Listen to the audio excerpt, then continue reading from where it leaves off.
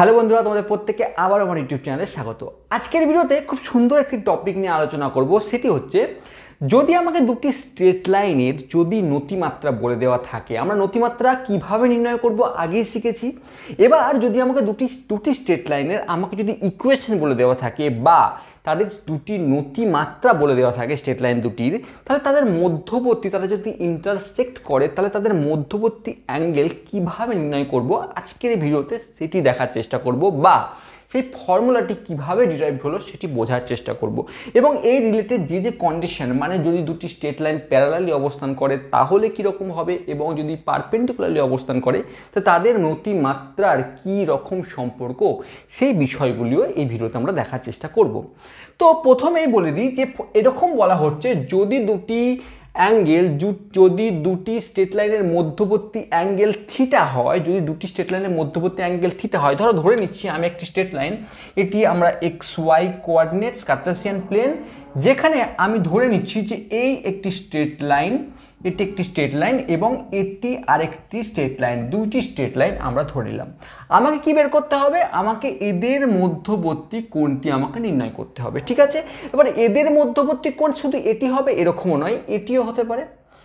তো ঠিক আছে, তো যদি একটি আমি বের করতে পারি, আরেকটি আমরা ইজিলি বের করতে পারবো 180 ডিগ্রি মানে থিটা। তো আমি ধরে নিচ্ছি আমাকে এই একটি যে কোনো একটি কোণ, আমি এই অ্যাঙ্গেলটি আমি বের করছি, ঠিক আছে? তো এইবার এই অ্যাঙ্গেলটি যদি আমি বের করতে পারি তাহলে কি বলছে ফর্মুলা, থিটা যদি এর মধ্যবর্তী যদি কোণ হয় তাহলে আমি এই থিটাটি নির্ণয় করতে পারবো tan inverse m2 - m1 by 1 plus m2 into m1, যখন m2 এবং m1 হচ্ছে এই স্ট্রেট লাইনটি ধরে নিচ্ছি আমি স্লোপ m1 এবং এই স্ট্রেট লাইনটির স্লোপ যদি m2 হয়, তাহলে আমরা এই ফর্মুলার দ্বারা আমরা নির্ণয় করতে পারবো এই থিটার মান।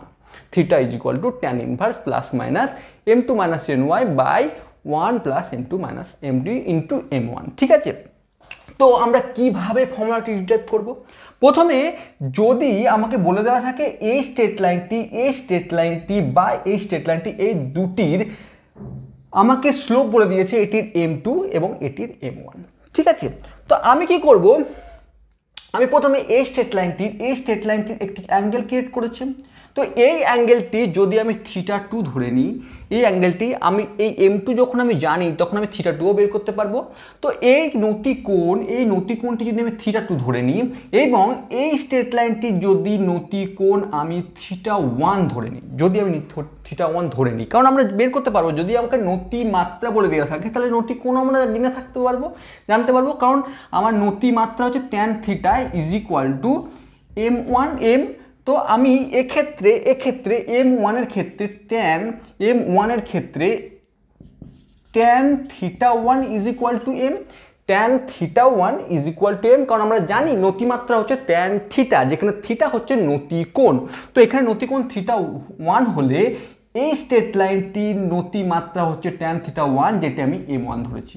একই রকমভাবে এই স্ট্রেট লাইনটার নতিকোণ হচ্ছে tan θ2 এবং তার যদি আমি tan নিই তাহলে সেটি যেটি পাবো সেটি হচ্ছে এই স্ট্রেট লাইনটির নতিমাত্রা। তাহলে আমরা বুঝতে পারলাম, আমরা প্রথমে এই চিত্রতে যা এঁকেছি তার প্রতি একটি কনসেপ্ট আমার ক্লিয়ার হলো।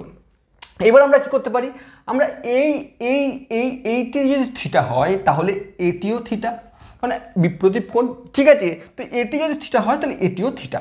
এবার আমরা জিওমেট্রিতে খুব সুন্দর একটি উপপাদ্য শিখেছি যে বহিস্থ কোণ অন্তস্থ বিপরীত কোণ দ্বয়ের যোগফলের সঙ্গে সমান। ভালো করে বোঝার চেষ্টা করুন, আমরা এই উপপাদ্যটি পড়েছি যে বহিস্থ কোণ সর্বদা অন্তস্থ বিপরীত কোণ দ্বয়ের যোগফলের সঙ্গে সমান। তার অর্থ আমি বলতে পারি যে θ2 ইজ ইকুয়াল টু θ1 প্লাস θ। ভালো করে বোঝার চেষ্টা করো, খুব সিম্পল।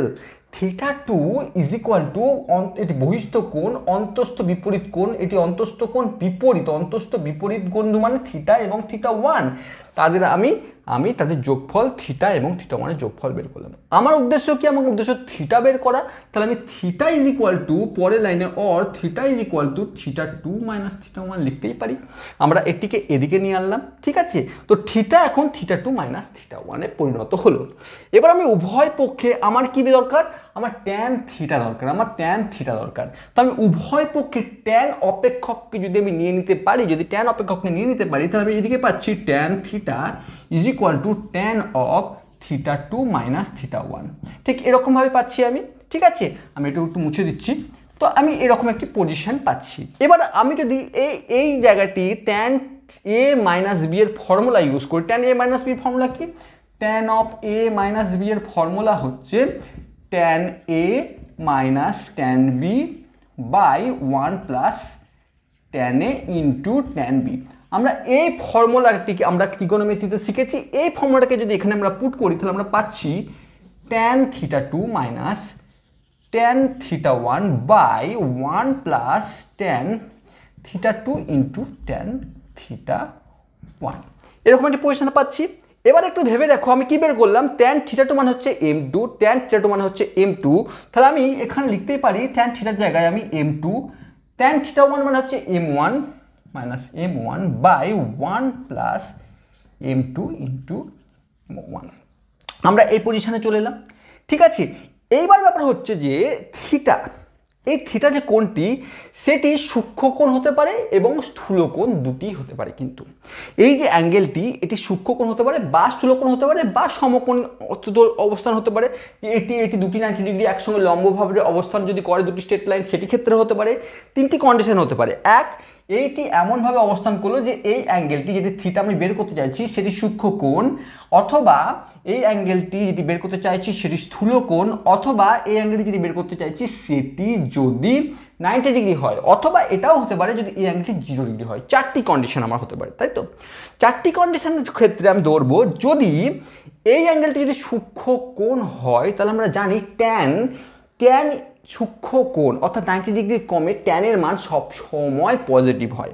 তাহলে আমি এই যে ফর্মুলাটি, যদি আমি এর পজিটিভ মান বের করতে পারি, এর যদি পজিটিভ মানকে নিই, তাহলে সে তার এই পজিটিভ মান নিয়ে যদি আমি ট্যান ইনভার্স এটি যদি পজিটিভ মানকে নিয়ে আমি যদি এই থিটার অ্যাঙ্গেলটি বের করি, তাহলে যে অ্যাঙ্গেলটি পাবো সেটি হচ্ছে এই অ্যাঙ্গেলটির সূক্ষ্মকোণকে নির্ণয় করবে, থিটার সূক্ষ্মকোণ নির্ণয় করবে। যদি এই অ্যাঙ্গেলটি যদি সূক্ষ্ম, আবার বলছি, যদি এই অ্যাঙ্গেলটি সূক্ষ্মকোণ হয়, তাহলে এই যে অংশটি বেরাবে এটি পজিটিভ মানকে দেবে। আমি যদি সূক্ষ্মকোণ নির্ণয় করতে চাই, তাহলে আমি একটি যদি মড দিই, এখানে এর অ্যান্সার যাই হোক না কেন, নেগেটিভ হোক পজিটিভ হোক, এর যদি পজিটিভ ভ্যালুকে আমি কনসিডার করি, তাহলে থিটার মান বেরাবে সূক্ষ্মকোণকে রিপ্রেজেন্ট করবে। ঠিক আছে, এবার যদি এটি নেগেটিভ মানকে রিপ্রেজেন্ট করে, এই যদি সমীকরণটি যদি নেগেটিভ, এই যে মানটি যদি নেগেটিভকে রিপ্রেজেন্ট করে, তাহলে থিটা কিন্তু স্থূলকোণকে রিপ্রেজেন্ট করবে। কারণ তাহলে এক্ষেত্রে আমরা দুটো কন্ডিশন আসছে,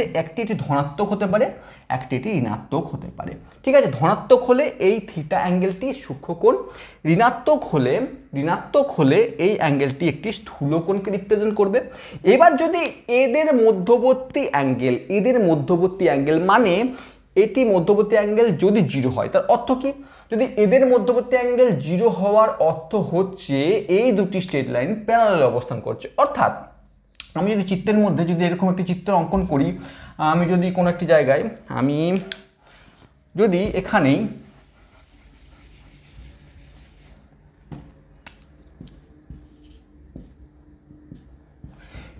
যদি দুটি স্ট্রেট লাইন একে অপরের সঙ্গে প্যারালালি অবস্থান করে, তার অর্থ হচ্ছে এটিও থিটা, দুটি সেম অ্যাঙ্গেল এবং একে অপরকে 0 ডিগ্রিতে কাট করেছে।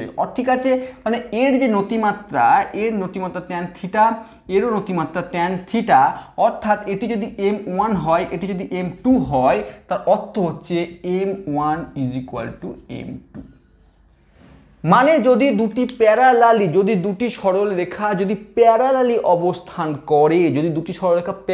অবস্থান করে, তাহলে তাদের মধ্যবর্তী কোণ 0 ডিগ্রি হবে। কিভাবে আমরা দেখলাম যে m1 m2 হয়ে যায়। অর্থাৎ আমি যদি উল্টোভাবে যদি লক্ষ্য করলাম যে এই থিটা, এই দুটি প্যারালালি অবস্থান করছে, মানে থিটা অ্যাঙ্গেলটি সেম, নতিকোণ সেম, দুটির নতিকোণ যদি সেম হয়, তাহলে দুজনের ট্যানের মানও সেম হবে, অর্থাৎ m1 is equal two m2 হয়ে যাবে।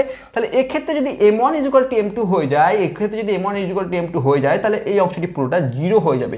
Tan theta is equal two 0, tan theta is equal two 0, অর্থ হচ্ছে theta is equal two tan inverse 0, অর্থাৎ 0কে রিপ্রেজেন্ট করবে।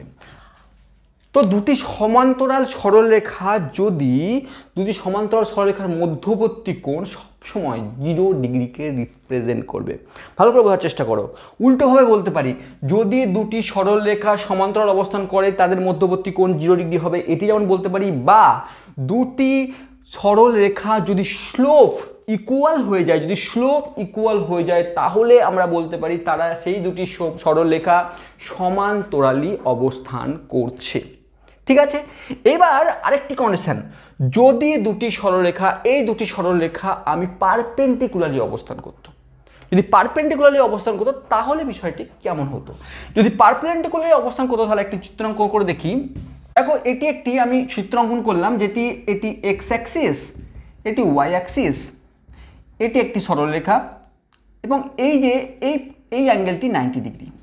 ঠিক আছে, তো এই যে অ্যাঙ্গেলটি 90 ডিগ্রি, তার অর্থ হচ্ছে এই যে স্ট্রেট লাইনটি, এটি যদি থিটা অ্যাঙ্গেল আমাকে করে থাকে তাহলে এই স্ট্রেট লাইনের স্লোপ হচ্ছে ট্যান থিটা, কোনো ডাউট নেই এতে। এবার এই অ্যাঙ্গেলটি 90 ডিগ্রি, এর সঙ্গে 90 ডিগ্রি অবস্থান করছে, তার অর্থ হচ্ছে এক্স অ্যাক্সিসের সঙ্গে থিটা প্লাস 90 ডিগ্রি অবস্থান করছে সরলরেখাটি। ভালো করে বোঝার চেষ্টা করো, এই যে স্ট্রেট লাইনটি এটি থিটা কোণে এক্স অ্যাক্সিসের সঙ্গে অবস্থান করছে, মানে থিটা কোণ মানে থিটা নতি কোণে অবস্থান করছে, অর্থাৎ এই সরলরেখাটির নতি মাত্রা হচ্ছে ট্যান থিটা। কোনো ডাউট নেই। এবার এই সরলরেখাটির নতি মাত্রা কত হবে? এই সরলরেখার নতি কোণ কত হবে সেটা জানতে হবে। এই সরলরেখার নতি কোণ হচ্ছে এক্স অ্যাক্সিসের সঙ্গে কত ডিগ্রি কোণ অঙ্কন করেছে, সেটি বের করতে হবে। তো আমরা জানি যে এই অ্যাঙ্গেলটি হচ্ছে থিটা, এই স্ট্রেট লাইনের অ্যাঙ্গেলটি এক্স অ্যাক্সিসের সঙ্গে থিটা অ্যাঙ্গেল করছে, তার সাথে সেই স্ট্রেট লাইনের ওপরে সে 90 ডিগ্রি আরও বেশি অ্যাঙ্গেল জেনারেট করেছে, অর্থাৎ এই যে কোণটি হবে সেটি 90 ডিগ্রি প্লাস থিটা হবে।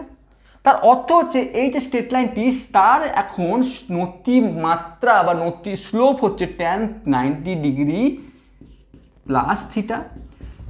তাহলে কি পেলাম?